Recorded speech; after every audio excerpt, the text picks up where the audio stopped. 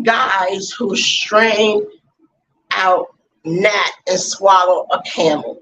Well, I did this and I know what came to mind, but then I got to the point where it says strain out a gnat and swallow a camel.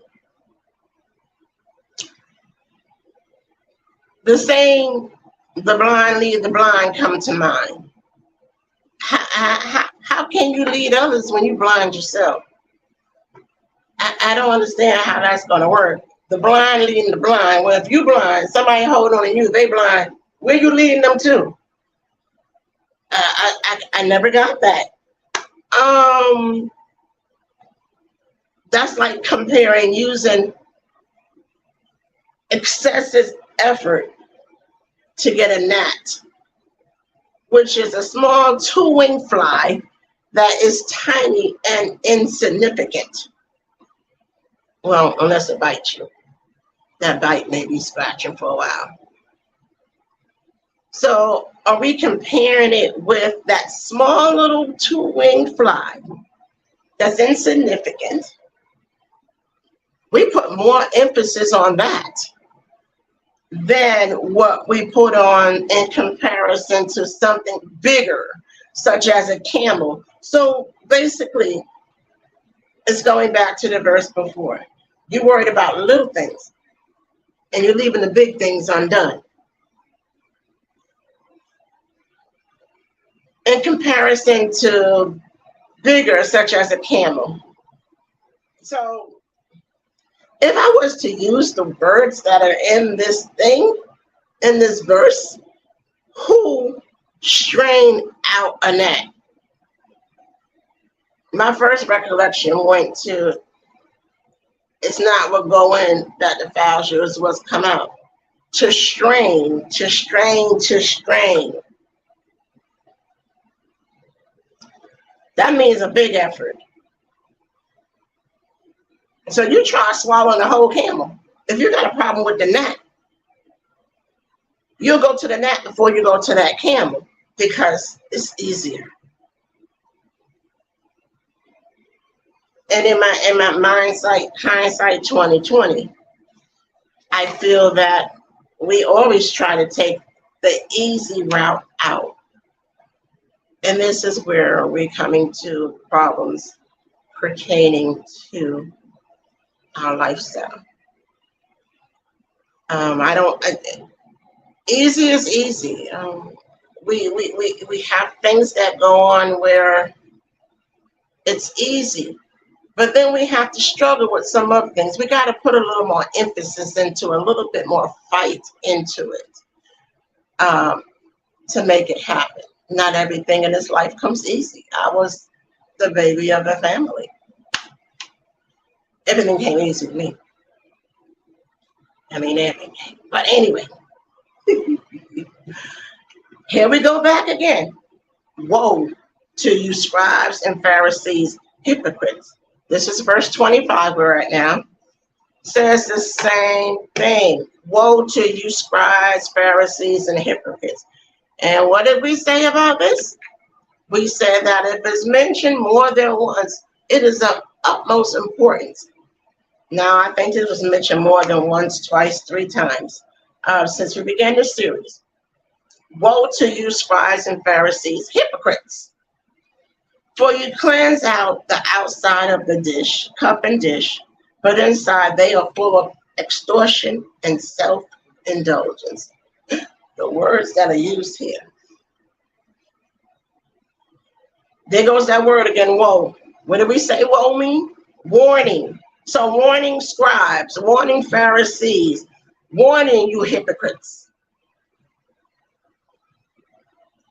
Look at the comparison they use in this verse. A clean dish and cup on the outside, but dirty on the inside. Full of strife, greed, and oppression, taking that which does not lawfully belong to him and feeding passions of the flesh. Why we say that? Well, if I'm in today's world, We look for things that we can take that probably doesn't belong to us, stealing, for example, just because we can. Doesn't make it right. We have where you have clean on the outside, dirty on the inside. Listen, we go through that every day. Let me give you an example. We have a banana. This banana, the outside looks so good and tempting. This is going to be the best banana ever. When you begin to peel it to get to what's on the inside, it is all rotten. The outside looks so good, but the inside is so rotten and degraded. So now what you do? You're tossing it because the inside don't look like the outside. Does your inside look like your outside? Does my inside look like my outside? The only one who knows that is you and God. And maybe some people that know you. Let your inside reflect your outside. Don't be rotten to the core on the inside. But on Sunday morning, it's a different story. I hear people say, oh, they go out to the club on Saturday, come to church on Sunday. Listen, they had mindset to make it to church. Don't stop them. God working on them. God ain't through with you yet. He's not through with me yet. I know I got work ahead of me.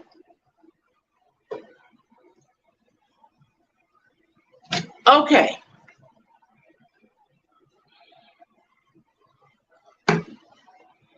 Verse 26. Oh, wait.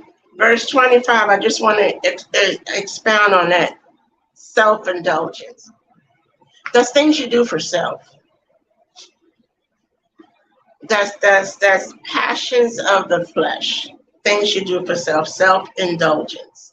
Okay, verse 26 said, blind Pharisee. First clean the inside of the cup and dish. Then the outside may be clean also. Going back to what I just said. Clean up the inside so that it matches with the outside. Get rid of that banana that's good on the outside and on the inside. It is rotten. It's not going to help. You ever had somebody give you a dish of food, a plate of food? When you first saw the plate on the outside, it was clean, or a bowl that said that is clean. But then when the food's piled up, you see things crawling around it. It's not good. So clean it up. Clean it up. God has given us time to clean it up and get it right. This is why this is in the Bible. He's given us time. A Bible means basic description before leaving earth. I can't understand how we can't. I say we, have an issue with following the Bible. We want to make it more than what it is. We want to add instead of taking away. It's so simple. It's simple, but we choose to do something other than and make it more difficult than what it can be. So it's saying, blind Pharisee, you don't see nothing, do you? Take heed. First, clean out the inside of the cup and the dish, not just one, but both. We mentioned cup and dish. You can't clean out one and have the other still dirty. Both and dish. Get rid of strife, get rid of greed, get rid of oppression, get rid of stealing and the passions of the flesh, so that the outside will be as clean as the inside, and vice versa, so that the inside will be as clean as the outside. Verse 27. Again, woe to you, scribes and Pharisees, hypocrites! For you are whitewashed tombs, which indeed appear beautifully outward, but inside you're full of dead men's bones and all uncleanness. On the outside, you look great. You have your grand robe on to get up to let people see that you are of importance. All this grand stuff you're wearing, seeing that you are of importance. But on the inside, you ain't got nothing but dry bones. I say ain't. Yes, I said it. You ain't got nothing but dry bones. Please understand something. Look how they came out in all their royalty and all their garments. But Jesus, but God, but Jesus were the simplest of things. And he was the highest one ever. He didn't go around strutting his stuff. What I got, I own you. I own the whole world. No. Only the ones that were big, the Pharisees, they want to be known, they want to be seen. I'm good in the background. I don't mind being in the background. But the Bible says, be ye ready at all times. I don't mind being in front either and teaching and showing people. Preacher, I am not. Teacher, I can get that all day long and I would be just as happy because I'm still, even if I was a janitor, I'm doing it for God. So I'm important there too. Verse 28, even so, your outwardly apparent righteousness to men, but inside you're full of hypocrisy and lawlessness. On the outside, you look so good, but on the inside, it's a problem.